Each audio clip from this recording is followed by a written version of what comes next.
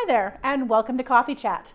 Our guest today is Don Walmsley, who is certainly no stranger to the NACTV airwaves. He's here today in his capacity as Executive Director of Neepawa Area Immigrant Settlement Services. So before we get into our topic, sort of explain what that is and what they do in town. Settlement Services is a program that's available through the federal government, Immigration, Refugee, and Citizenship Canada, specifically to provide settlement services to people who already have their permanent resident status. We cover really the full gamut. We have workers, settlement workers who go into schools. We have settlement workers to help people settle with housing, that kind of thing. We have an employment officer. We have a nationally recognized English language training program. We actually recently got a grant, and we're actually now working in a different area with temporary foreign workers. Right. So really it's looking at the whole sort of immigration clientele prior to becoming citizenship. And it's a wide range of programs. We cover, we cover several areas. We are active in Gladstone and that school division, in Beautiful Plains School Division throughout. We have Minnedosa, Erickson, Riding Mountain. Our tendrils go fairly far depending on where the need is. Right. And we're sort of fairly much a wraparound or full service. We try to be. So that could include seniors if we move into that area, because right now we don't have a lot of seniors who are newcomers or newcomers who are seniors. Yeah. So in a very broad base, we provide anything and everything or try and help with anything or everything that anybody would encounter, whether that's issues around situations or problems, positive things, employment, education. And we have some good collaborations. We have, for example, one of our local lawyers has volunteered and provides a free sort of half-hour consultation in certain circumstances, just to give the people a sense, yes, you need a lawyer, you need to, or no, you don't, and right. It's been really helpful. We have other kinds of collaborations. We have had with the school system, clearly, certainly the local town. You know what it's like when you're trying to provide any kind of service in a small community. It's based on how you network and how you collaborate. Yeah. You live and breathe on that. And so we're very fortunate in this and the surrounding areas. So despite us being a small community, relatively speaking, you have a large clientele for immigrant settlement services. If you take a look that up until about 2010, Neepawa had the same population, 3,400, for about 70 years. 2016, that grew by 27%. In the most recent census, it grew by another 23%. So we went from roughly 3,400 people to 5,600 people. And while there has been some that's not newcomer or immigration driven, the vast majority of it is. We look at our main employer and bringer in, but not the only one, of newcomers or immigrants. That's High Life. And it's done nothing but grow, and every indication is there that it will continue to grow, which has had an impact on the town. It's had an impact on the healthcare system, on the education system. We've seen a new school come into place, and talking to certain folks, we need another school. They're already full. Yeah. We're looking at getting a new hospital, at least double the bed size, with a 24-hour emergency room to cover the area. We're going to need at least twice the healthcare staff. So we've got all sorts of things happening here. We're seeing builds like crazy, and we need more homes. Yeah. The impact on this community, and I must admit, the last two councils have really tried to step up with the Lagoon Project, with things like the reservoir, water treatment, trying to do the best, thinking ahead, whereas other communities who've had a large influx of newcomers have not maybe been as forward thinking. Nowadays, especially with the growing community, we've gone from being a fairly lovely, rustic, bucolic, rural setting, a lovely place to retire to. Agriculture is the main industry, but then some government offices, that kind of thing, to what small communities were back in the day, whatever that day may be. We have a young, vibrant population. Our new immigrants here typically are of a younger generation. They not only have young children, as soon as they come, more children happen. So it's like other kinds of waves of immigration that have happened historically, and it's changed the dynamic. Neepawa is still intrinsically Neepawa, but it's grown, it's changed. It still has, beautiful streets. There are a number of other things, and it's been an interesting transition, and it's been exciting to be part of it. For me, the past, going on 9 years, I think. Yeah. So all of this really is sort of to provide context for what we're talking about today, which is the province of Manitoba about 2 weeks ago announced their new Immigration Advisory Council. Yes. So, yes. Yes. They are creating this new Immigration Advisory Council, which is essentially a high-level think tank, from what I can see, that pulls things together and gives recommendations and guidance to the provincial government to see how going forward can they best put programs in place, what they need to look at, that kind of thing. Yeah. And excuse me, I for one am excited. Yeah. I think people need to understand, the viewing audience, the programs that are funded through our agency are funded from the federal government. Right now, the main provincial program that is being funded by the province of Manitoba is its Provincial Nominee program.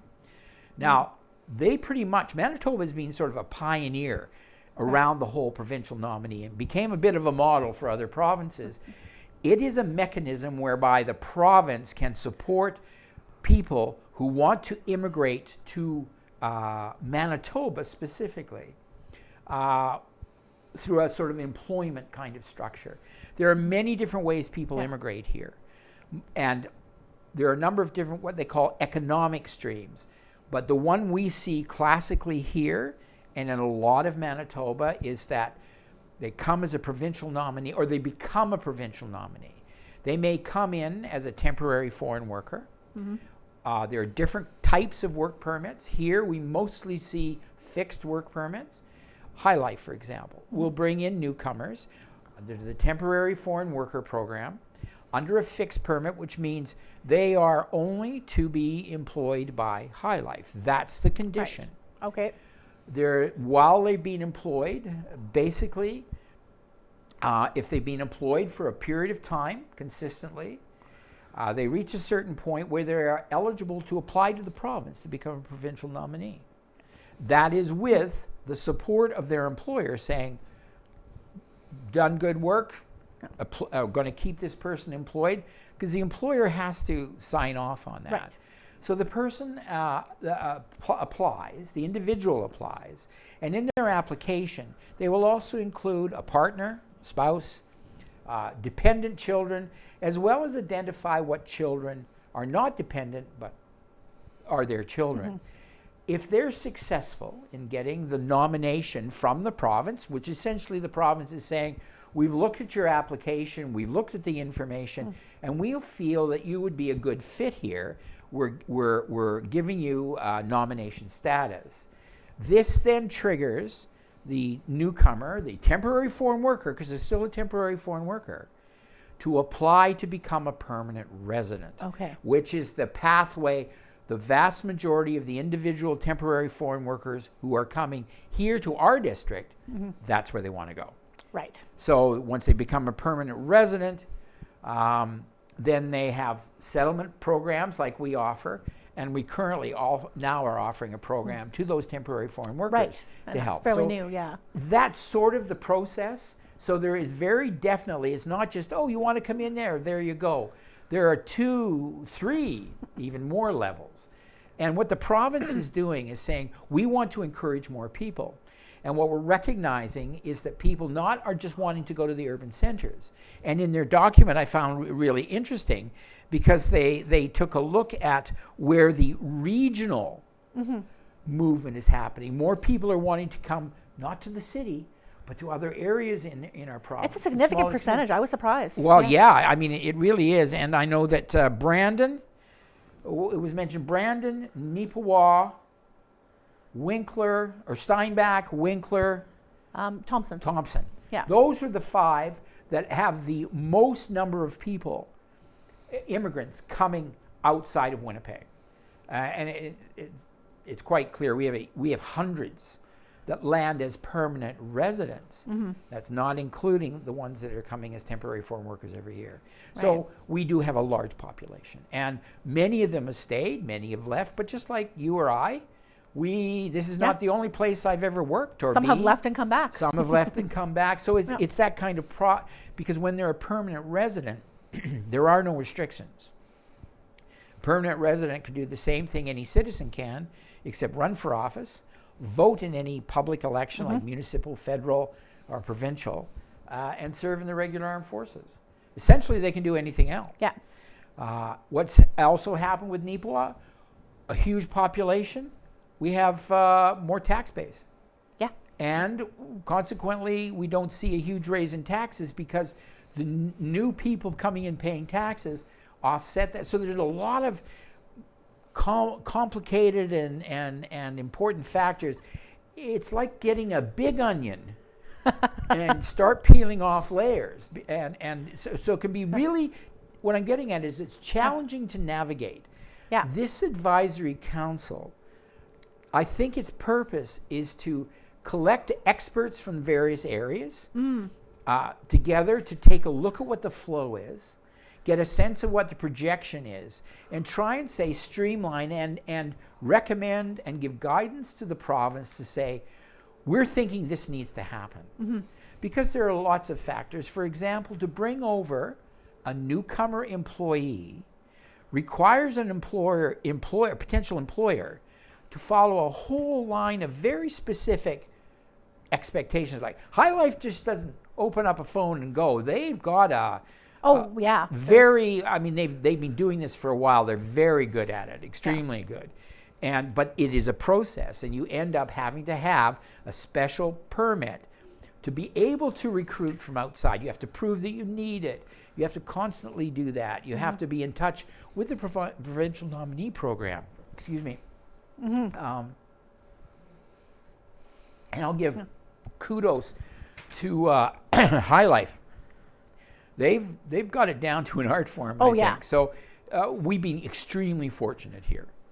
And so looking at it, that's what I'm seeing the intent of this particular council. It's not going to make programs happen. It's going to say to the province, here's what you need to be looking at. Here's the kinds of things you should be doing or engaging in.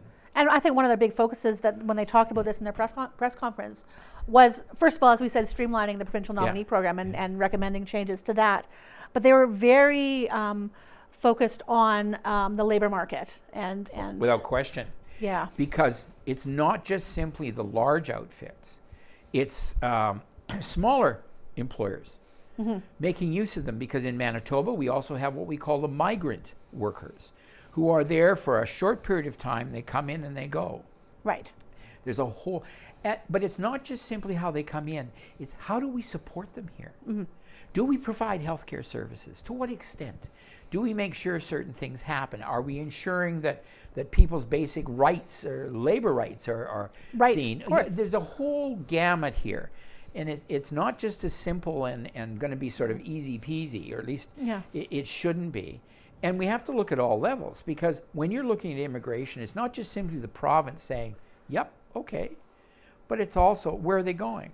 So we're looking at moving down the line, municipalities. We're looking at communities and their engagement and how do they cope with this. And we're looking at employers. Lots of employers, the process to bring a newcomer in as an employee is not a simple one, as you can imagine. One of the things we say to our newcomers arriving in Canada, you have landed in a country of rules and regulations and forms. You have to get used to that. What, another form? Yeah. Another regulation?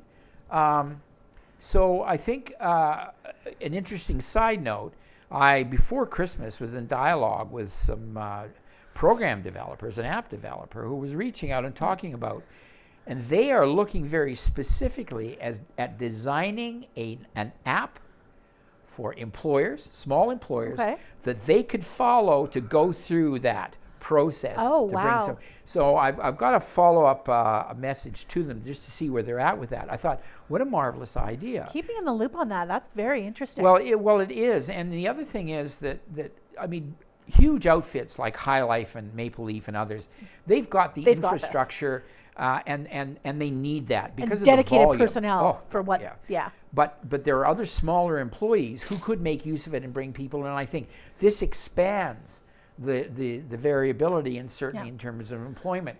If we want to take a look at why employment is so important to Canada, why is newcomer important? The recent stat I read was, if a country wishes to sustain itself going forward over the years, building, there must be at least 2.1 children per family. Yep. Canada's current one is 1.4. Right. We ain't anywhere close. That is why the big push on the government, and it doesn't matter if it's Liberal, Conservative, or NDP, they're going to be doing that. They're inheriting the same country. Inheriting the same country, same challenges. We hear talk, there's at least 10,000 trucking jobs available. Where are they going to come from when the current truckers decide to retire? Move all of this. And so the whole thing around immigration is not simple. It's dealing with people, so there's always nuances. And is very challenging. It's not as simple as let's open the door. There are all sorts of things going on, and that's for another discussion. But here, I think what this hopefully will do is develop that synergy with the province, how it coordinates with the other entities, our urban centers, our municipalities, our smaller centers and communities, as well as the existing services that are provided. And the majority of the existing services to newcomers are not funded by the province. Right. So the province is looking at how do we better serve. So it's not going to be a quick process, but it's going to be a very strategic one. And I'm pleased to see this. I'm cautiously optimistic. This is a good direction to go as far as I'm concerned. We need to see it implemented in a where way it goes that's effective. from here. Now, Dr. Lloyd Axworthy is an eminent politician, humanitarian, and certainly engaged in a tremendous amount of socially centered programs, organizations. And he's co-chair of this committee. And he's co-chair of this committee. He's a local boy. I remember when Lloyd used to teach at the University of Winnipeg. He was in charge of the environmental department, environmental studies at U of W. I mean, so being around a long time, very much being an advocate for Manitoba, Winnipeg, served as a member of parliament, all that kind of stuff. So it would be really nice to see how it fleshes out. The question I would have is, of course, so we're talking about experts. So what do they really mean by experts? What kind of representation are we going to see on this? It's going to be quite interesting, and I imagine we're not going to have a committee, I think, of 45 people.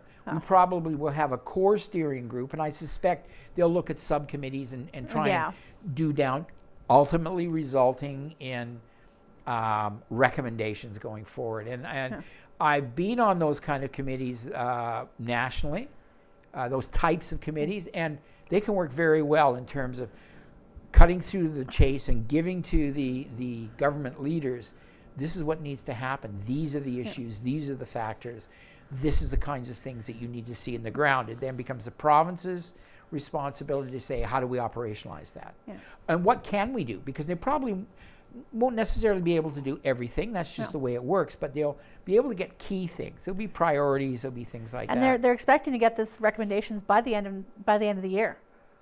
And that's a really that seems optimistic to me. But well, you know what? It can be done. I've been on committees that have done that.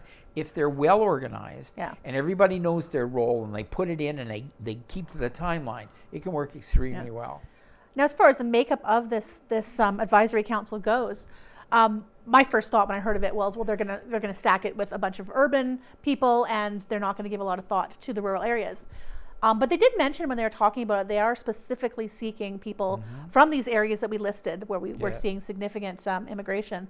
and from the Francophone community as well. They Totally. specifically mentioned. Do you think we're going to see this happen with it? Yes, I do.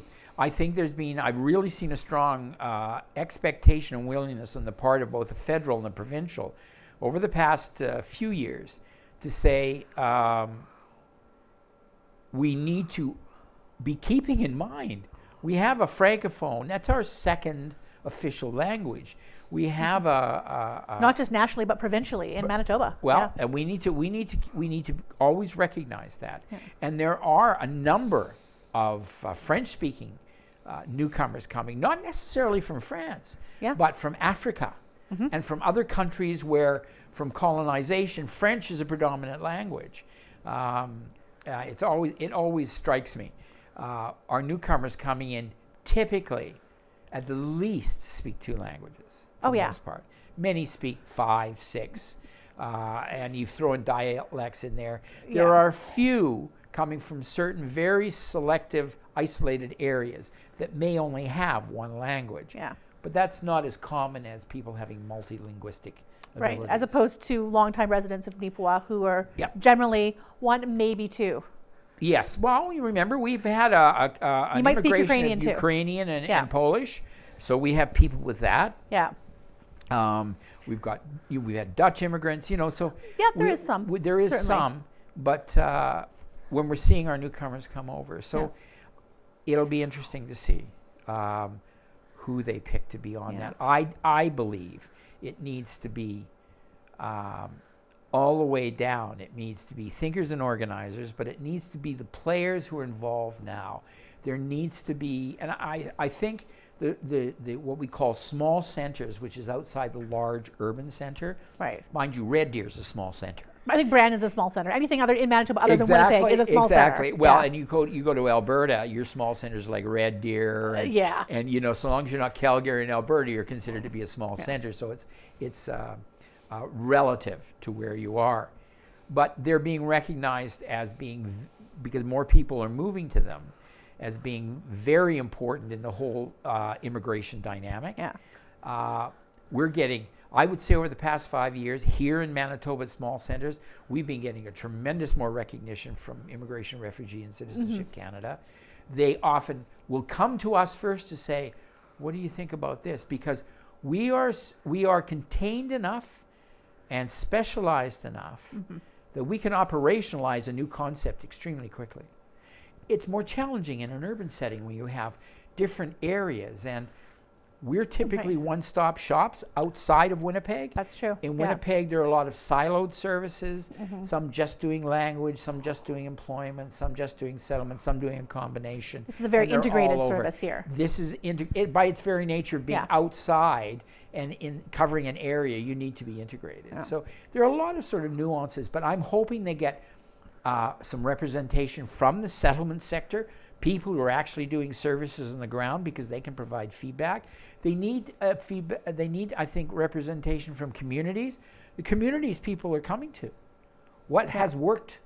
What hasn't worked? What do we learn from our mistakes? What do we need to do? Projecting going forward, this is not stopping. We need municipalities, because we've got people living in Plumas and Glenella and Eden and all over the place. I think most of Eden at this point, so it's a good chunk. Yeah. But that's exciting. Oh, absolutely. And so municipalities need to be at the table. Yeah.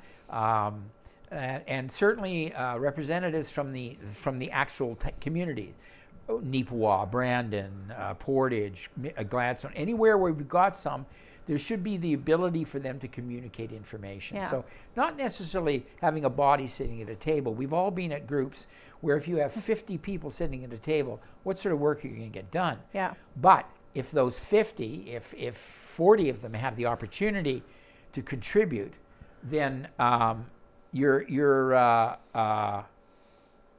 able to carry on, get the information you need. So then it's going to be how they structure it. And it sounds to me like they're very clear. They've got a real good sense of how they want to structure it. Yeah. So as I said, I'm cautiously optimistic that we're going to be able to, we're going to see something out of that. That's really what I hope. We'll see something. So what, how is this going to affect us in Neepawa? I mean, I know obviously it's going to depend on what recommendations they make, but what areas are we going to see an effect here? Well, I think we might see an effect in a variety of ways. Who knows?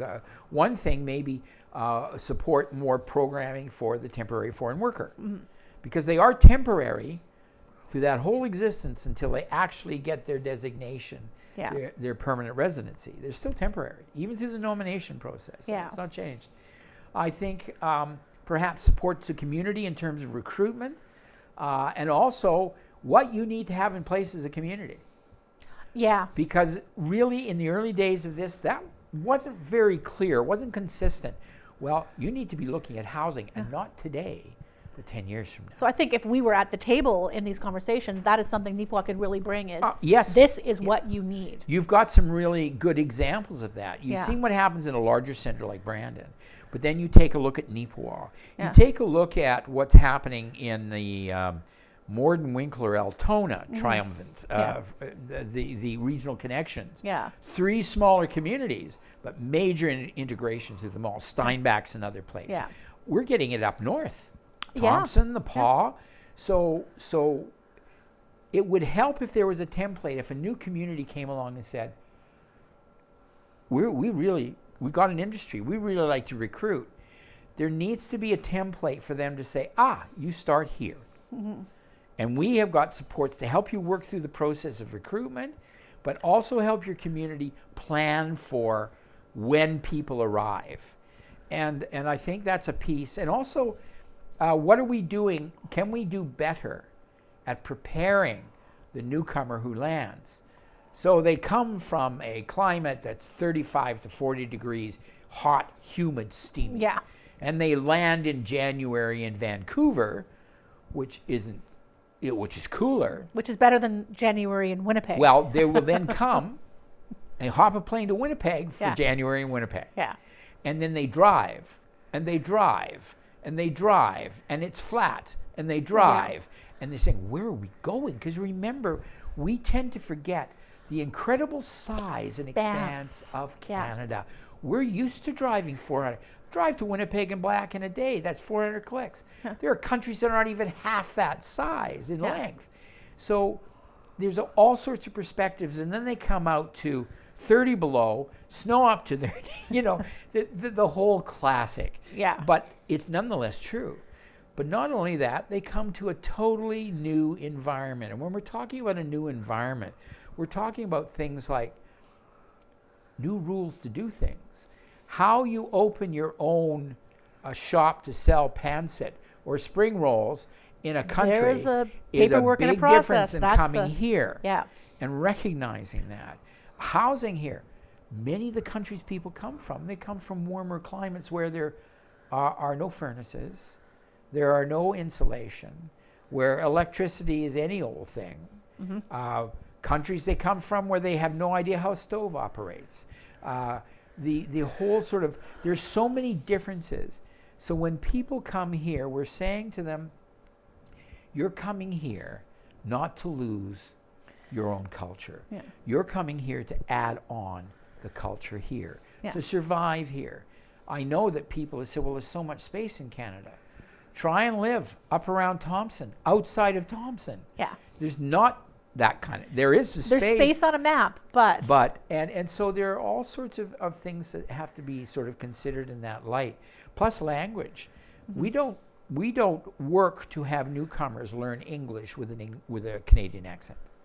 Yeah. We say if language is important for communication, so you need to be clear in your pronunciation, your pace, don't worry about being terribly fast, and you need to be clear in your thoughts, so you're working your sentence together, so you can be understood. Don't worry about accent. People, accent becomes nothing if they understand exactly what you're saying. Exactly.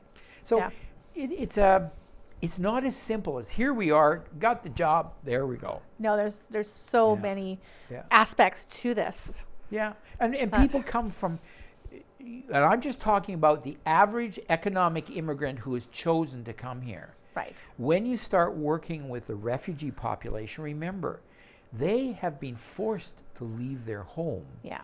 And they're here because this is a haven, but there are all sorts of challenges that comes with that.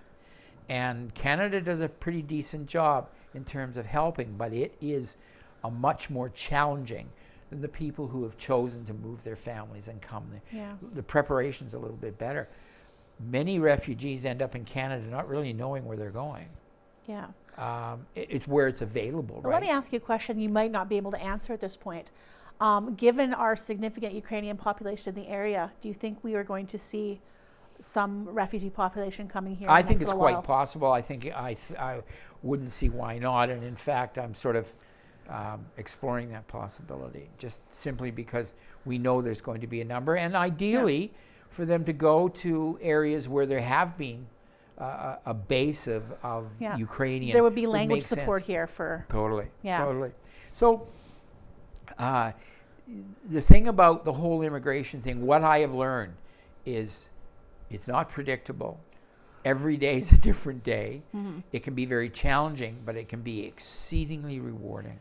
And the rewards are outweighing, I think, the challenges. We all know in life not everything works the way we like it to. But watching people who have found a place to live are happy, they're happy being here because it's safe. And there are amenities and things they can access that they in many countries do not have the ability to. Yeah.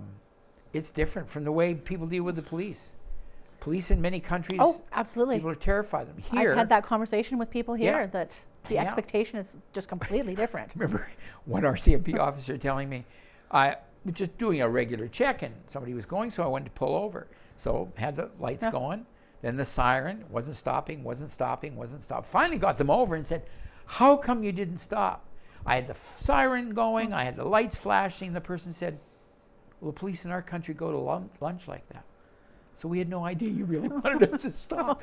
So, things you don't even recognize. So people like the RCMP have been very good at coming over and doing workshops and in-services. So, and so it's that kind of collaboration within the community that helps. And these are the kind of supports that this advisory council needs to be considering. Yeah. To try and pull it together. I'll be very intrigued to see how. Monumental task. My thinking is they may key in on some very critical areas and focus on that, because there's so much. As I said, it's like the onion that never grows smaller, but you keep taking off layers. And the timing of this is at least partly related to, and having watched the press conference, related to recovery from the pandemic. One of the other big gaps in the workforce here is in healthcare. And guess what's going to happen to Neepawa in the next 3 years? And we have a hospital coming in, and we are going to... It's basically a second industry. Oh, absolutely. When you take a look at having to staff that hospital and a 24-hour emergency room, you're going to look at different shifts. You're going to look at least double the staff of what's happening now. Yeah. But there are other programs, and this is provincially driven. Yeah. Just recently coming out. It's still evolving, but a program to help internationally educated nurses be able to do their what they need, have some financial support if they're eligible, and do it online. Oh, yeah. So they don't have to go to a place to do it. So I'm just in the process of finding out more details, but that's exciting. We're in such a better position right now with our experience now with distance learning. Well, and we're learning how to do it better. Yeah. I mean, not all of us have done it better. We've gone to it. Yeah. And I think part of the drive I know within the settlement sector from IRCC is to start saying, how do we better use technology? That's a real push, because we've seen that it has some. Doesn't replace in person. It's like automated tellers. There are times when you just want to go in and talk to a teller and say, look, this is my issue. Help me fix this. Help me fix this. And so I see hybrid models becoming more and more the thing. Highly specialized ones for accessibility, because this program I'm talking about, hopefully coming into being, means you can be sitting in your house in Neepawa or in Eden or in Franklin, and you would be able to take the course online. Yeah. And they've designed it as an interactive kind of thing. Yeah. So exciting. That seems so valuable, especially for this community going forward. This community, if things continue along the same, is going to do nothing but grow. I suspect that we would be not unreasonable to target between a growth of, 800 people a year. Yeah. It's I mean, possible. last two censuses, 27% and 23% growth in town. We're closing. I'm sure we've passed the 6,000 because, of course, census numbers are out of date immediately. And the census this go around did have its challenges in getting things out. Acknowledged problem with underreporting on this one. So yeah. One of the things, I had Marilyn Crew in here not too long ago, actually just a couple of weeks ago as well, and we were talking a bit about how because immigration had really slowed down during the pandemic, are we going to see now a spike now that families are able to come? That's what we're anticipating. Remember, slow down. Our numbers before COVID, we saw over 800 landings here. Yeah. Our numbers last year were around 500. Right. So they slowed down. But we've been talking about this in the office and saying, I said, we need to prepare because once travel restrictions lift, there'll be more family reunification. We'll be seeing more people. So, I think it's totally reasonable to expect that there will be a spike. And then the goal is for, 400,000 plus every year? Now, that's something across like that. Canada. Yeah. That's not Neepawa. That's No, that's not Neepawa. So it just, and I think as other industries come and as smaller industries see how we can bring people over, because truthfully, it's an interesting dynamic because I guess if you look at it like any position, any situation, a new business starts up, looks for people. You've got people who are already working, but who may be interested in changing jobs. Yeah. And so they might change jobs, and then where they left, we'll just bring in more people. So it's so hard to say. Every community is different. Yeah, and we're going to see, certainly, this is another thing I talked about with Marilyn, spin-off from the hospital coming, the hotel coming now. There are subsidiary industries to these. Well, not only that, a hotel coming, and if they decide to add a conference room, it changes what can happen. I've had to turn down 2 provincial conferences here. Yeah. For the simple reason, there was the hotel accommodations, but there weren't the conference accommodations. You really want a conference in one area and not have to fragment it over just by the very nature of conferences. So it's exciting. Neepawa's expanding. There's huge opportunities for entrepreneurs from among this population that's coming in. Yeah. So many people have started businesses. Oh, and that's another thing. Yeah. People are coming from countries where they're used to having their own business. Yeah. Whether it's a kiosk, whether it's a cart, whether it's out of their home, they're used to doing that. Yeah. Here they're saying, you mean I need a license for that? Yeah. But they're still keen to do it. Yeah. And that's another thing with this advisory council, they're focusing on the labor force, labor market. Entrepreneurship is really a big factor in that as well. Yeah, I'll be interested to see where they go with that. You're quite right. That's another component. As we start talking, there's so many things. My sense is that they're going to try and key in on certain areas and trying to drill down a bit and say, okay, we're going to go target these 3 areas or 4 areas. We have 8 months. This is what we can accomplish in that. And what does this mean? Because this is all being fed back to the province to help the province say what programs, where are we going to go with this? Yeah, these are just recommendations. It's nothing until the province takes it and does something with it. The province will then have a process of saying, okay, we're looking at what you said, and they may come back and say, how would we operationalize this? I don't know. That may be part of the recommendation piece. I have no idea. That will be determined once the advisory council comes in place. They'll have their terms of reference, and they'll decide how they're going to do it down there. As I said, I suspect there'll be a steering component and then broken into subcommittees and that kind of thing. And addressing these questions that they're putting before them. And addressing these questions separately. That would seem to be a logical approach. Yeah. Because it's a big issue. Oh, well, absolutely. And it's a huge mandate for this committee as they've described it so far, but all we've had really is this announcement and nothing really more than that. Well, look how immigration's changed. Yeah. We have seniors in our community who have been here for 50, 60 years, coming from the States. That's their national where they were born.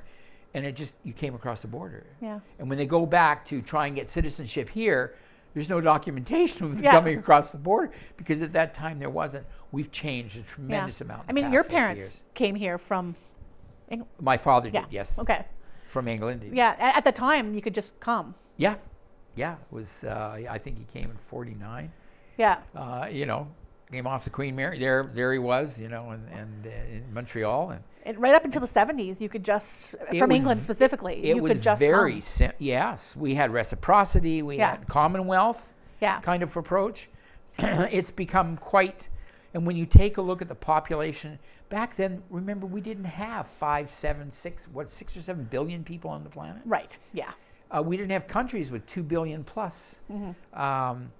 Comings and goings were not as frequent. Didn't have the same kind of travel. All sorts of changes have happened that have facilitated immigration. Yeah. And Canada is a country where people have come from somewhere at some point in time. Yeah. The original inhabitants of Canada came from somewhere else. Well, they were here for a heck of a long time before anybody else came. Thousands of years, but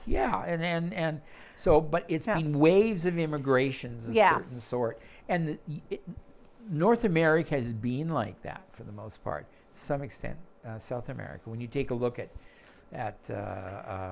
anthologies and just the settlement patterns patterns, when you go back, it's very, very interesting to see how things moved and at what time. So it's been it has been an interesting journey watching, especially over the past 5-8 years.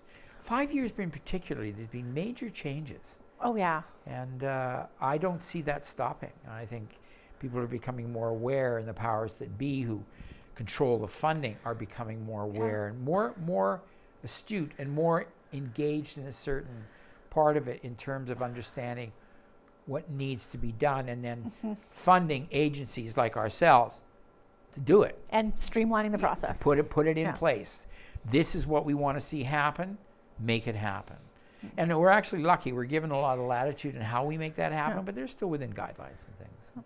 So before we wrap up today, is there anything you want to share about what you're working on within settlement services here in town? Well, there's so many things. I think really one of the things we're going to get back to do is lots of people know we're there. Not nearly as many people understand what we do and why we do. For one thing, they think we're immigration. We have nothing to do with immigration. Right. We are the aftermath of immigration. You immigrate here, then we provide that support service. This community has been extremely welcoming. Have there been detractors or issues over the years? Of course there is. We're just human. We're human beings. Some of us don't get along with anybody, and some of us have real hard time with change, and that's all normal. There's nothing wrong with that. But overall, we've been extremely welcoming. We've benefited tremendously from that newcomer immigrant population coming in, as we did 40, 50 years ago. Yeah. I mean, this is not new to this area. We've had those immigration waves, nor in other areas of Manitoba or the country. So we're just dealing with what we have now and taking it in terms of reference of what's happening now. So I guess we'll just continue on the journey and see where that takes us. Well, I really appreciate you making time to talk to me today. Oh, my pleasure. I'm really looking forward to what happens with this. I think this is a good sign. And we'll have to check in down the road once we sort of find out more about what's happening with this. For sure. All right. So thanks again. My pleasure. And thank you all for joining us. I hope to see you again next time. Bye.